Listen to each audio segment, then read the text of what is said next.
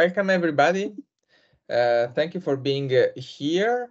And maybe I have to highlight myself. Okay. Thank you for being here. My name is Stefano Feltri. I'm a journalist. I'm not an academic, and I work with the Institute for European Policy Making as a communication advisor. And my role here is to introduce the webinar and to make to moderate the conversation. Unfortunately, Stephanie Hoffman, who was supposed to be our discussant, is not with us because she has had a last minute issue. But what is more important is that we still have with us Lawrence Gwenter, who is our presenter today. He is a postdoc at Bocconi University and a research fellow at YEP. I just make very few housekeeping comments. I don't know if you are already familiar with what the institute is. It's a think tank inside Bocconi University. It was created a little bit more than 1 year ago when Mario Monti stepped down as a president of Bocconi. The institute is supposed to become his legacy in terms of what Mario Monti has done for his whole career, which is creating a bridge between academia and frontier research and policy making real world issues. So the institute is in the middle between academia and policy making. And the idea is what we're going to do today, that we use academic finding and academic research to understand how to shape policy making. Daniel Gross is our director, and I see that he has just joined us. Guido Tabellini is the president, and I also have to mention Sylvie Goulard, our vice president, and Silvia Colombo, our deputy director. You can check our publication, our commentaries, our policy brief, working paper on our website, and you can subscribe our monthly newsletter. You will see the link in the chat. My colleague Georgia Bosco will send you the link. And we have recently launched our LinkedIn page because since Elon Musk took over Twitter, it's not as useful as it used to be for economic debate. So now we are moving on LinkedIn. So please follow our LinkedIn page. And if you have any suggestion how to use it in a more effective and useful way, we are open to listen to you. So now we go to the focus of the event. Lawrence has a very interesting paper which try to answer the super relevant policy questions that we have faced in the last decade. Why populist parties are so successful in Europe? We are on the eve of European elections. There is a debate, and maybe Lawrence will help us to navigate this. Who the populists are? How do you define populists? Are populist parties simply parties advocating for policies that are popular among voters but not among professional politicians? So there are many interesting questions, sub-questions to these main questions. Lawrence will present in a minute. I just wanted to share, if I find the correct, here we are. Okay, just to give you the sensation of where we stand now in terms of what we're talking about and what do we mean when we say that populists are successful. I try to share my screen for a while just to show you the last projections for the next European Parliament. Here you see the most up-to-date seat projection, where you see that traditional parties, especially the European, especially the center-right, the EPP, they are not as relevant as before. But Lawrence's paper will tackle many interesting topics regarding this, but this is the most effective thing to see. Here you see who is gaining seats and who is losing seats according to projections, where you see that basically the Greens are struggling, the Socialists are losing votes, Renew Europe is losing seats, and the European Conservatives and the Reformist group ECR are the biggest winner, mainly thanks to Italian Brothers of Italy, which is our Prime Minister Giorgia Meloni's party. And I don't know if this will fit with the populist definition that Lawrence will use, but certainly it's probably part of this story. Okay, Lawrence, the floor is yours. We will do like this. Lawrence will present his paper. Then we will have more than expected time for Q&A. So please, if you have comments or questions, you can write in the chat or raise your digital hand, and then we will open the floor to you for discussing Lawrence's findings. Lawrence, the floor is yours. Yes, so thank you very much for the nice introduction. Thank you for organizing and for attending. Can you see my screen? Sure. Let me just put it on full screen. It's here. Now it should work, no? Okay, yes, so thank you all for being here.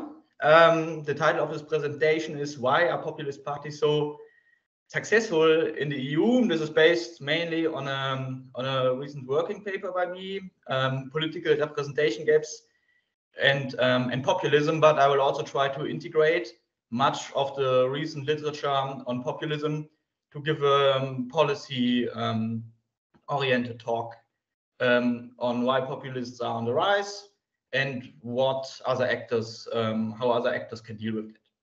So because it's a policy-oriented talk, I will be very brief on the methodology here.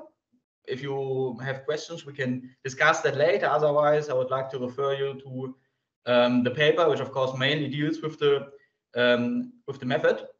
So in brief, what I do is I compare the responses of parliamentarians and voters to identical policy survey items. Yeah, so you have survey items like immigration should be reduced, there should be more redistribution, more should be done to fight climate change, even at the cost of lower economic growth, and so on. And MPs and voters answer to these identical items. Yeah? These are anonymous surveys, and we have representative samples, representative for parliamentarians and also representative for voters in many countries. And I, in this paper, I mainly compare the responses of these two groups. Yeah? Of course, I do many things to check that this comparison tells us something useful. Here are a few key results. So first, nearly all the MPs say that they would decide based on their own attitudes and not on the attitudes of the voters, if they had to choose, which suggests that the personal attitudes of MPs matter a lot. I find strong differences in how MPs and voters answer to these items, as you will see in a minute. And these differences are also highly indicative of how they respond in referendum. So I see the exact same differences that I will show you. I see them in referendum voting, which suggests that these differences are indicative of real policy making differing from attitudes of voters. And I will talk less about that, but we have that in the paper. The gaps, the representation gaps that I will show you. So differences between what voters want and what MPs want, they are also perceived by voters and by MPs, which suggests that first, they are probably real if all sides perceive them, but also suggests that they matter because people perceive them. Okay, but that's for the method. From now on, I want to show you my key results first. And regarding representation, so how well do established parties represent the policy attitudes of voters? This here is a key figure. So what does this figure do? So this figure shows you a two-dimensional policy space. So from the left to the right, so on the horizontal axis, we have different economic policy positions. If you are positioned on the left, it means you are economically left-wing, you're for redistribution, you are for a large state and so on. If you're right, then it means you are for hardcore capitalism. Yeah. And then there is the vertical axis, which measures the second cultural dimension. And it's typical now for economists, also political scientists, to distinguish between these two dimensions. So if you are farther up in this policy space, that means you're more conservative. So you are anti-immigration, you are for assimilation of immigrants, you like traditional gender roles, and so on. And if you're low, it means that you are culturally liberal. Okay. And what this plot here shows, it locates many European parties in this space, and it locates them relative to the national mean voter in their country. Each point is a party, and if this point is below 0, it means that this party is more culturally liberal than the overall national mean voter in its country. If it's to the right, then it means that it's economically more right-wing, more market-oriented than the mean voter. Yeah. And as you can see, if you look at this economic dimension, then we see the pattern that we would expect. Yeah, these green points here, and also the red ones, they are mostly to the left, which means that the social democrats, most social democratic parties, most green parties, also most socialists and communists, they are more left-wing economically than the mean voter in their country. And as you would also expect, liberal parties and Christian democratic parties, they are economically more right-wing.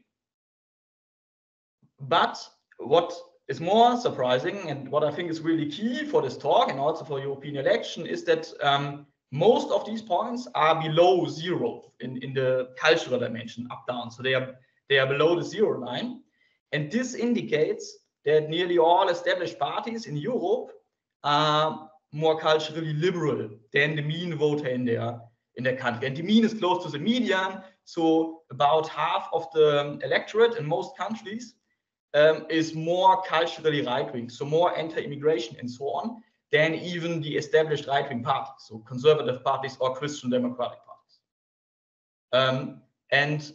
This is what I call this cultural representation gap. So in this upper half here, you have very few of these, traditional parties. So now this here is from 2009. This representation gap existed in 2009 because data is very suitable there. And from 2009 on, we see a strong rise in populism. So it now makes sense to look at the same policy space, but to think where populists are, where populists position themselves. And because Stefano mentioned it earlier, how do I define populism here? So I use a standard definition of populism that goes back to Karl Model, and there populists are those who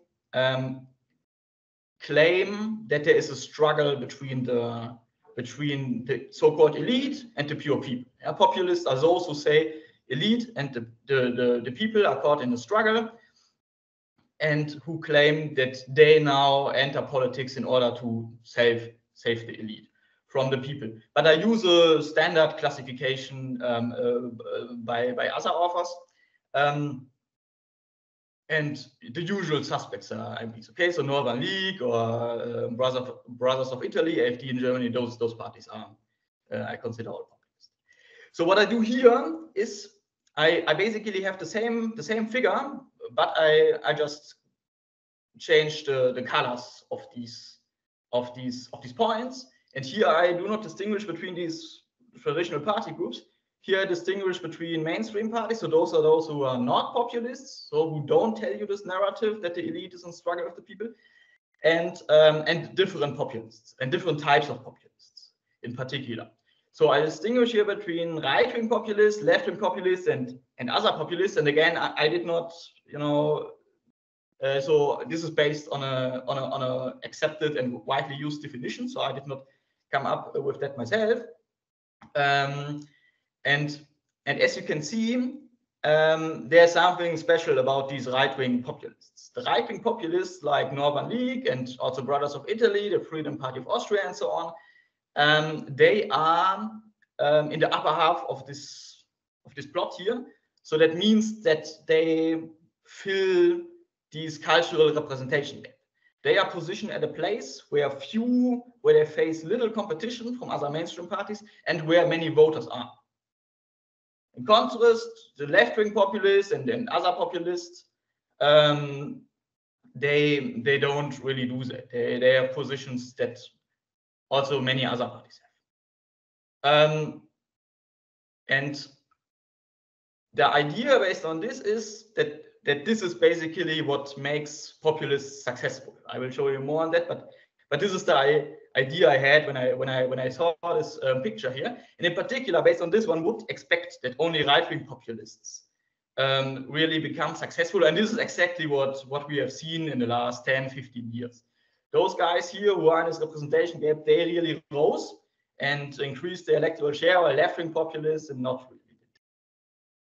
Here I have some evidence that this is from Germany only, because this nice data over time is only available for Germany, but this shows you data over time for these 2 dimensions. So on the right, you have positions on immigration. On the left, you have positions on taxes versus social security, so an economic and the key cultural issue.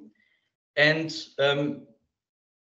yeah, you have these positions of citizens and of the mainstream MPs over time. And higher values mean that you are more right-wing. So either you are in favor of lower taxes or you are in favor of restriction of immigration. And what you can see is, as before, on the economic topic, you have a relatively small representation gap in Germany, but on this cultural topic, on the topic of immigration, you have a huge difference between what voters want and what the mainstream MP wants. And in particular, this is a qualitative difference.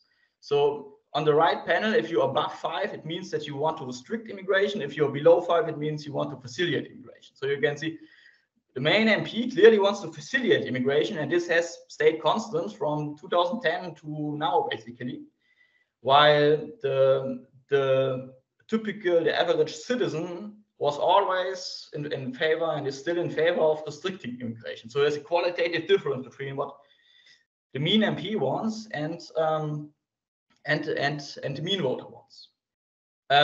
But this also means that the representation gap itself is an unlikely candidate for the increase in populism, because it rather stayed constant. And so I don't think that an increase in the representation gap itself is a good explanation for the rise of populism that we have seen. I rather think, and this is what more findings point to, I will show you in a minute.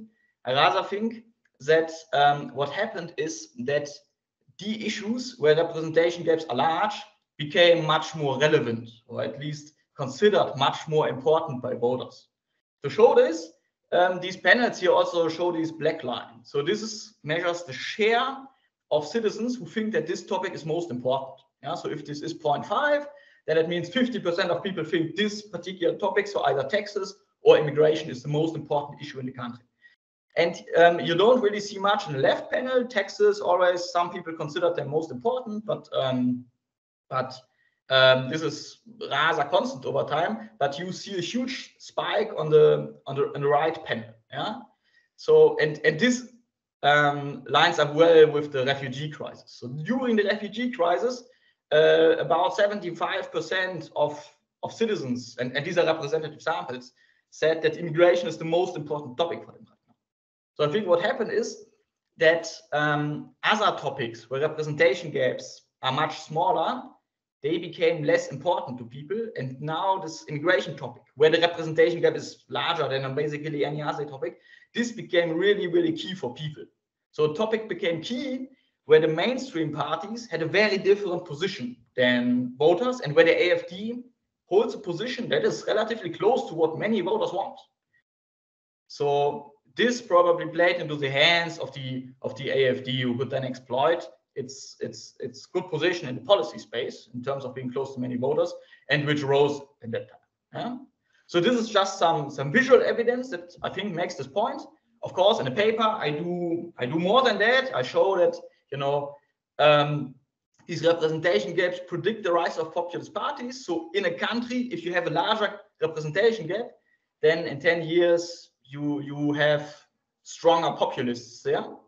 It's also that only the populists who fill these representation gaps rise.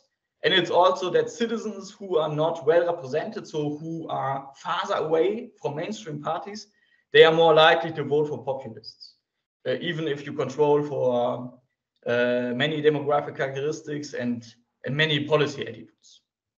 There's also some recent causal evidence here from a different paper I want to mention. They do an experiment, yeah, so they can identify the causal effects of parties filling representation gaps, and they do show that representation, or if people believe that there are representation gaps, that causally leads to people having populist attitudes, and populist attitudes are related to populist voting.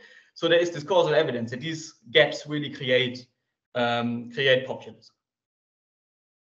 Okay, so now in the next few slides, I want to put myself into the shoes of mainstream parties, and I want to think a little bit about how mainstream parties can deal with it.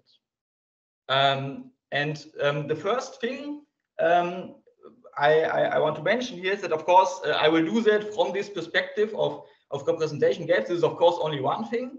Many things play a role here, and representation gaps are not the only relevant factor to explain populism. But I think that it is a really important one. This here is from a paper from a recent paper by Lehrer et al. And it's not key to understand what exactly they do, but the main thing, and this is a figure taken from them, the main thing is that they compare what makes people vote for different parties. What factors are most important for the voting choice of people? Is it the characteristics of leaders, of the candidates of the party, so gender or the age or occupation? Is it how clearly they communicate their reforms? Is it how much conflict there is between party members, or is it just based on how close the citizen is ideologically to the party? And what this here shows you, so the uppest panel, the first one, the ideological distance, what you see there is that you have these black dots that are far to the left, yeah, and then all other black dots in the other panels, they are much farther to the right. They are not as large. And what that shows you is that by far the strongest effect or the most relevant characteristics for whether a voter votes for a party or not is the ideological distance. And this is exactly what I kind of mean with representation gaps. If you are far away from a party, if it has a different ideology than you don't vote for that party, even if it is united and you like the candidate. So ideological distance is really key. And if you have a deficit there, and if you are far from the mean voter, it means you have a deficit there. Few people are ideologically close to you, then you can do what you want. You can be united, have a nice candidate, and so on. Many people will still not vote for you. So what I'm saying is the perspective that I take you with representation gaps, this is a very important perspective. Okay, so as a mainstream party, and you want to improve this ideological representation, you can broadly do three things. You can either move the attitudes of the voters toward you, so you kind of try to make them more culturally liberal, yeah, because the representation gap is on culture, or you can try to make voters find cultural issues less important, or you change your own policy making and make it more culturally conservative. So let's briefly think about each of these strategies. And here I will make use of great work that many other authors have done. Strategy one is trying to move the attitudes of voters. I think so the evidence that I know suggests that this is practically just not doable. So policy attitudes, even over long periods of time, are quite stable within people, but also if you look at like cross sections over time. You have seen some of that in this graph on Germany, where over a long period of time, sure, the mean attitude of the mean voter has changed somewhat, but it has always stayed very far away from what MP wanted. There was no notable trend and so on, and the mean voter always was in favor of restricting immigration. And there's much cleaner evidence on that even if you have big things happening like financial crisis and refugee crisis and whatnot, these attitudes are quite stable. So this already, I think, suggests that it's very, very hard to move them. And the tools that mainstream parties have are comparatively weak. And then, and this is the most loaded slide here, sorry for that, and I do not expect you to read all of that, but there are many interesting literatures on many interventions that political parties could do. You know, politicians that could hold speeches, do information interventions, fact-checking, media campaigns, and all these things. And all these things have interesting effects, and they do have effects, but these effects, I think, are much smaller than usually thought. For instance, there's a nice paper. I will just make one example. There's a nice paper by De La Vigne and Kaplan with a very good identification strategy. They check the effect of having Fox News in your village or having no Fox News in your village. How does that affect voting? And Fox News is super huge, super powerful. What does that do? Well, it affects the voting.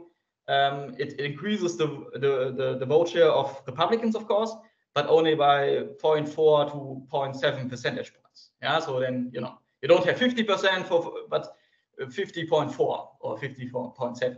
This is of course notable, and in close elections this can make a difference. But it also, I mean, shows you that this is not.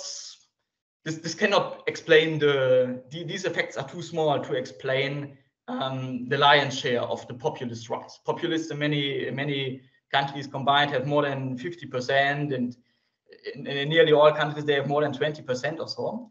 And to reduce that strongly, I think through these kind of things, like through speeches or information interventions also, is I think practically not doable, because whatever mainstream parties will be able to do will have much smaller effects than what Fox News could. Okay, strategy 2 is trying to make voters find cultural issues less important. I think this is more promising because what voters find important is much more volatile and easy to influence than what they think on an issue. However, I think from a practical perspective, the key problem is that the mainstream party cannot really control what voters find important, because you have the media and you have populists who have their own agenda, and this might make the issue important even if mainstream parties don't talk about it. So I think what mainstream parties could do here is trying to push other topic to intercept that, or to just, for instance, here reduce immigration, because then it just becomes less relevant because there is less of it, and this will make it then also perceived as less important, probably. Finally, what you can do is change your own policy making. So mainstream parties could close the representation gaps just by changing their policy. So maybe interestingly, there's not so much evidence that this strategy actually works. So there are a few papers who check that and usually don't really find that that this damages populists. However, it must also be stated that these representation gaps that I've shown you, they are really huge. So mainstream parties, or the average mainstream party differs from the position of the mean voter by about the one standard deviation of citizen attitude. So this is about the distance between the mean conservative MP and the mean social democratic MP. So this is a really large difference, and I think the changes in policy making that we have seen in mainstream parties is much smaller than that. So for that reason, we don't really see the policy changes that would fill representation gaps in the data. So it's hard to analyze that, and therefore I would conclude that we cannot really know right now what would happen if mainstream parties would shift severely to the right. The main example that I can think of that really happened in Europe is what happened in Denmark with the Social Democrats and Mette Frederiksen and so on. So this is probably a shift that kind of filled representation gaps. So if mainstream parties would do the strategy, I think this has to be done. So these changes, these adjustments to culturally conservative position, if they are done, I think they have to be really large, and they have to be committed and very enduring. Okay.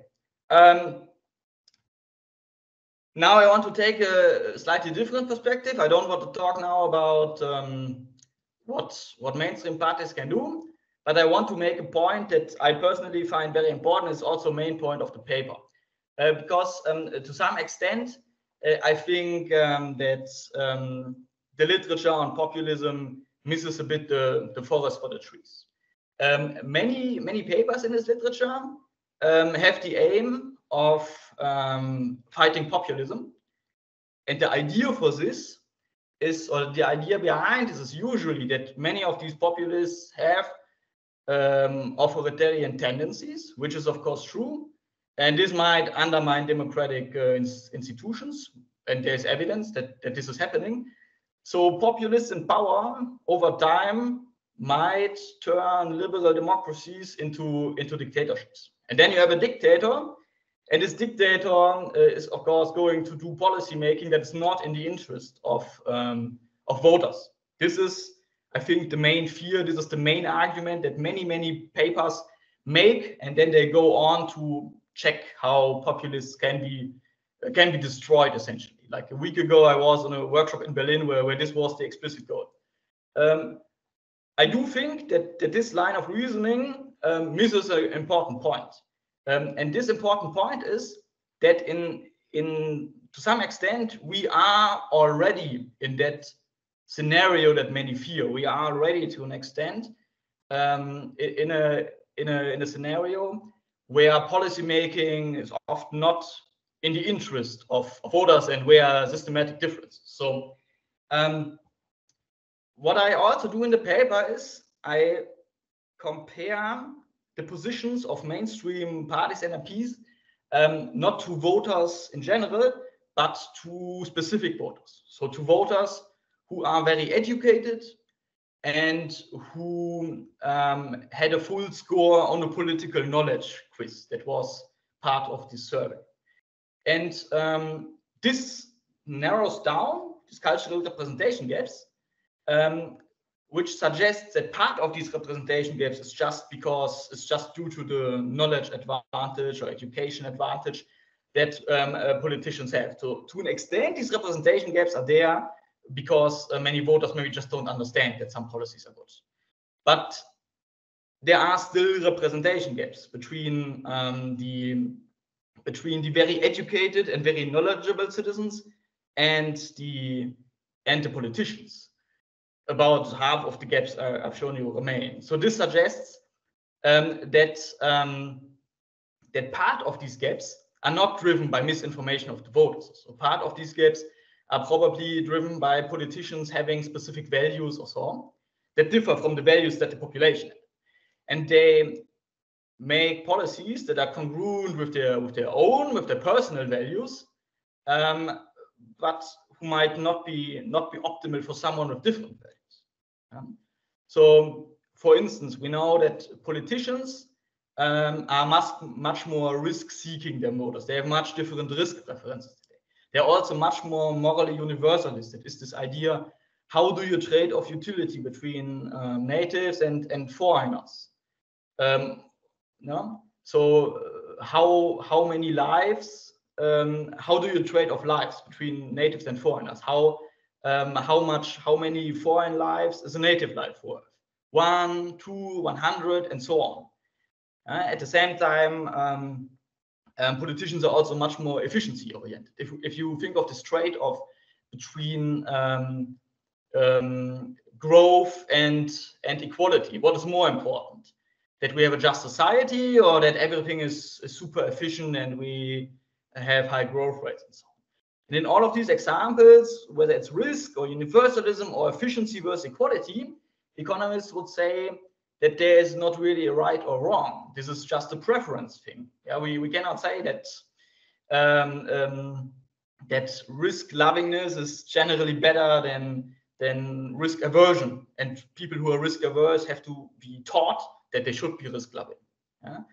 And the same, the people who write on this universalism often stress that there is no right or wrong. It's just different. The same for this efficiency equality trade.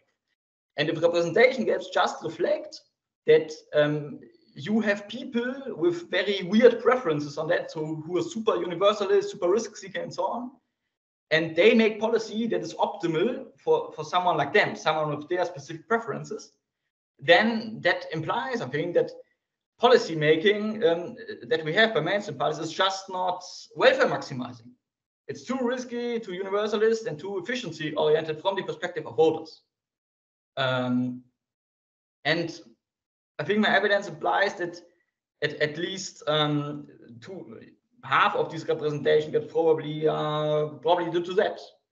And I view populism as a symptom of this shortcoming that we have, which I think is consistent with recent evidence. For instance, Galasso, Morelli, and so on here from Bocconi, they have this nice paper where they do an information campaign to damage populists, basically.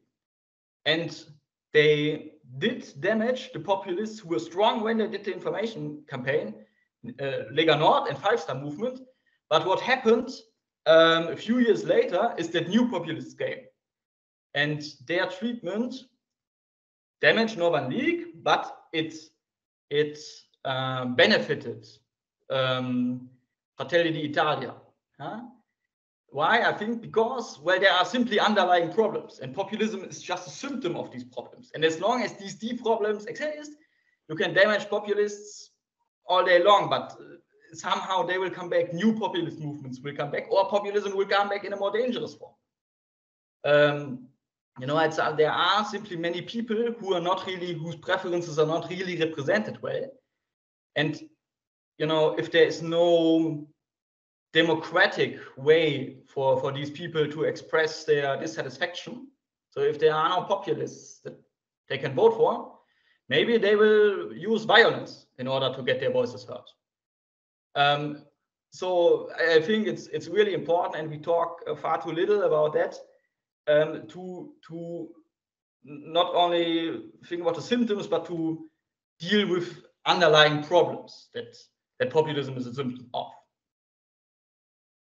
This brings me to some institutional reforms that might have more long-lasting effects also on dealing with the underlying problems. I want to be brief here.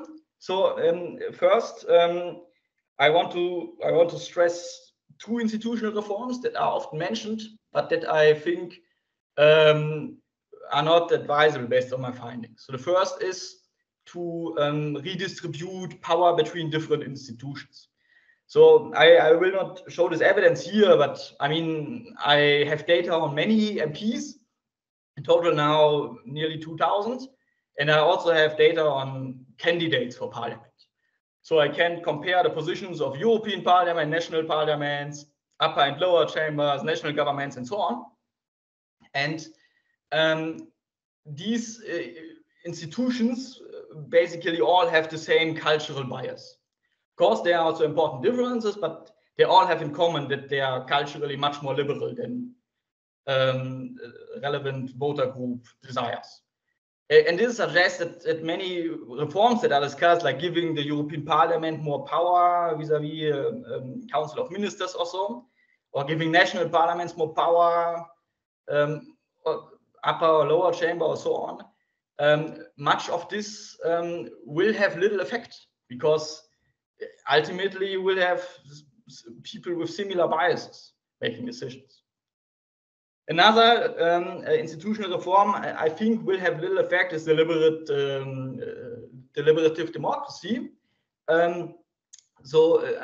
Basically the idea is that you have kind of a citizen parliament with quote-unquote ordinary citizens, where you randomly sample from the population, and then you have randomly 100 randomly sampled people being advised a bit by experts, discussing political issues, and then making proposals to the parliament. And then the parliament decides. And I think my evidence suggests that this will be ineffective because it just gives redundant information.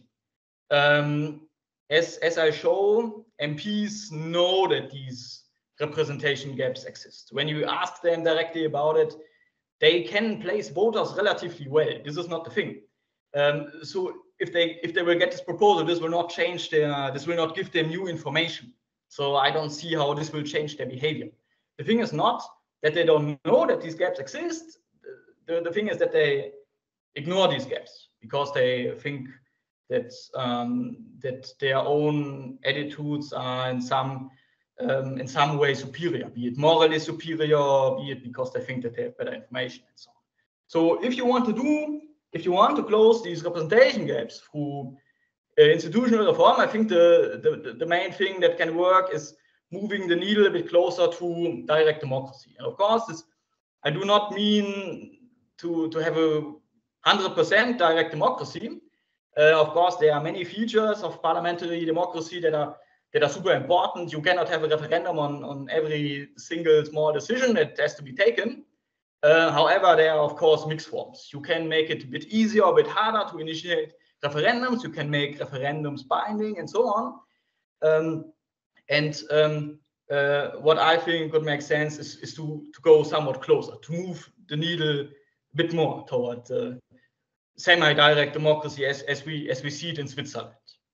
I think this could weaken populists also, because you have less need for populists filling representation gaps. If you're afraid of populists, this also, I think, has the advantage that once you have populists in power, they will be less powerful because there will be more power with ordinary people through referendums and so on. I also want to mention here that I do not find a representation gap on climate change, which is often put forward as an argument against direct democracy. I heard many people saying, well, but people are not forward-looking enough. They will not deal with complex issues like climate change and so on. However, as I find, politicians and voters on average take nearly the same positions on climate change. So, you know, this would not hurt us. Yes.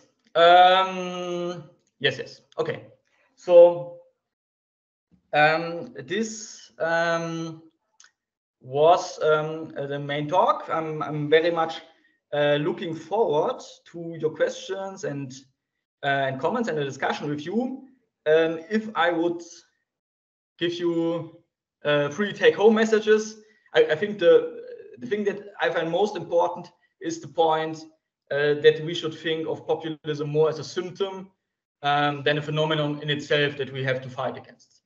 I'm not saying that populists are not dangerous. In many ways they are. There's good evidence that having populists in power leads to worse institutions and less inclusive institutions, which also greatly harms economic growth.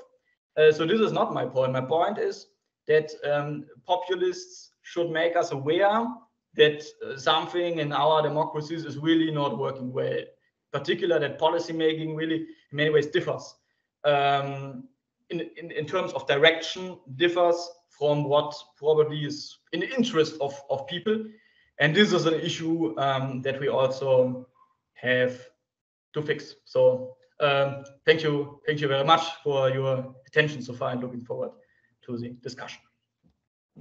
Okay, thank you, Lawrence. That was very insightful, and I mean, I truly appreciated that you try to offer, I mean, to make it real in terms of politics strategies and how to deal with what you were presenting. Maybe you can remove the shared screen, so because I otherwise I'm everywhere. Okay, thank you. So I open the discussion. So if anybody want to jump in, is more than welcome.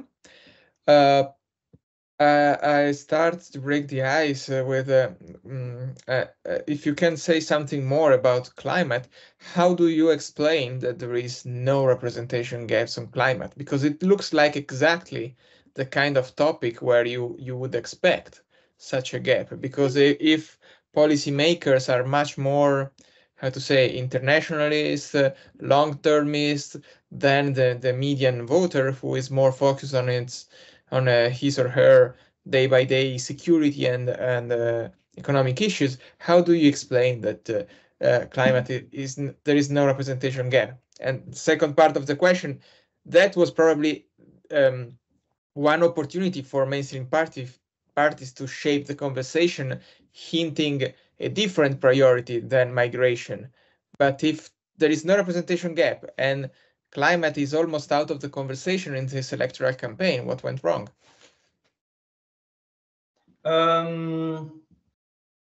Yes, very good question. So I mean, first on why there is no representation gap.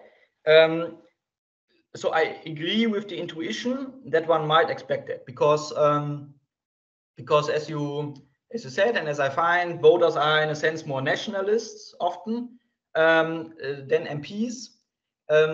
However, I mean, climate change, of course, it's a super global phenomenon, but it's also in particular a threat to every country. So I think to an extent it is in the national self-interest of countries to do something against it, which is why I think that this that there is not in theory there need not be a conflict between people who are more universalist and people who are more nationalist. I think one point that also goes a bit against this intuition that I think we both had is that MPs often have this incentive to look only at the next election, okay. Which voters don't have. So this, I mean, so in that sense, they are more aligned with their voters on that specific topic. So they are less long-termist and they are more short-termist. Yeah, I mean, there might be effects canceling out. It might be that, like in general, the MPs are more long-termist people, but then they have this incentive to focus on short term that voters don't have. That might be. I mean, it's also, this is not precisely to the question, but I find it interesting here. I mean, like popular movements, like for instance, Fridays for Futures, they have usually severely, I mean, these were movements that came from the kind of population, and they have usually severely criticized politicians and not the general population So I think this is worth mentioning here. On the second, on making which topics are relevant and so on. So I agree. I mean, climate change is often the second or the most important issue. In many countries, you have either immigration or climate change. These are most important single issues often. And I would expect that making climate change super salient, this would reduce appeal for populist parties. I'm not aware of a paper that really tests it, but I would think so. In terms of what went wrong in the electoral campaign, I'm not. Do you have a specific campaign in mind? No. I was thinking to the current electoral campaign, where you might expect that since we have discussed about climate so much in the last few years, that might become the super relevant topic, but doesn't. I mean, at least in Italy, that's not the main issue. But I mean, in Italy, you also had a surge in immigration, which then made immigration perceived as super relevant. Yeah, so I think this is okay. That's interesting. Okay, someone else who wants to jump in? We still have 10-15 minutes, so it's okay. Daniel Gross, our director. Yeah, many thanks for this very insightful presentation. While I was listening, I was just reflecting on the difference between the EU level and the national level. If I look at the numbers that Stefano showed at the very beginning, it seems to me that the increase in the populist vote that we're expecting this time is, I think it was about 29 votes out of 700. Doesn't seem so big. But even perhaps more importantly, the overall share of what we could call populists seems to be lower, or am I wrong, in the European Parliament than in many national parliaments. So I see you nodding, Lawrence. So, but I thought that the representation gap was bigger in Europe. But could you perhaps say a few words about this difference between populists at the national level, EU level, and the representation gap in the two different levels of governance? Yes, yes. I mean, so this is true, and it's also true that populist parties, like the same populist party, is usually doing worse on EU level elections than on national elections. But I think this this makes sense. I did not talk a lot about that, but when it comes to European issues like pro or against EU unification and so on, it is the case that most citizens are relatively aligned with mainstream parties. So citizens want more EU unification and so on. Mainstream parties are a bit more extreme in this direction, so there's also a small gap. But here, voters are much more aligned with mainstream parties than with populists, who are often super anti-EU. So I think that these EU elections, they maybe highlight is the wrong word, but they, I mean, in EU elections, these European issues where the representation gaps are relatively small or not in the favor of populists, they are relevant there, which makes populists, I think, less appealing. Yeah, does this answer the question? In a certain sense, yes, but at least from my distant past, the assumption had been that people think that European issues are not really important. They are far away from their daily concerns. And that's, at least sometime in the past, the assumption was that people can more easily vote in European elections for protest parties where the contents of the party program doesn't matter a lot. Now, maybe this has changed as the EU is now getting into more serious business, right? But I mean, I would surmise that especially on immigration, I could see many people thinking that the EU is not really reflecting the preferences of the population. Yes, I see. Yes, I mean, I see that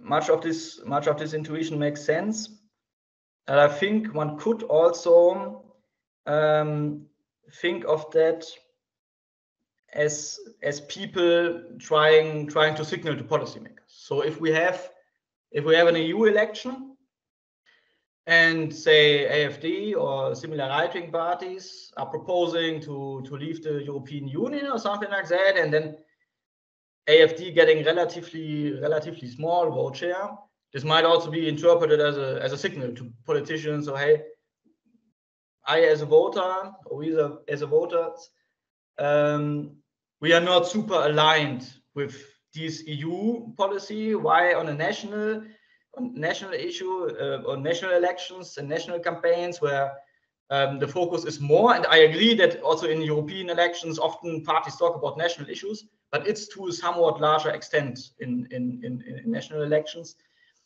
Parties are talking a bit more about immigration and so on. There's a stronger signal to be made for voters if they vote for the AfD. Hey, we want a different immigration policy or whatever they propose there. Okay. Anybody else? I have another question, but I don't want to take everything for me. But okay, I take the opportunity.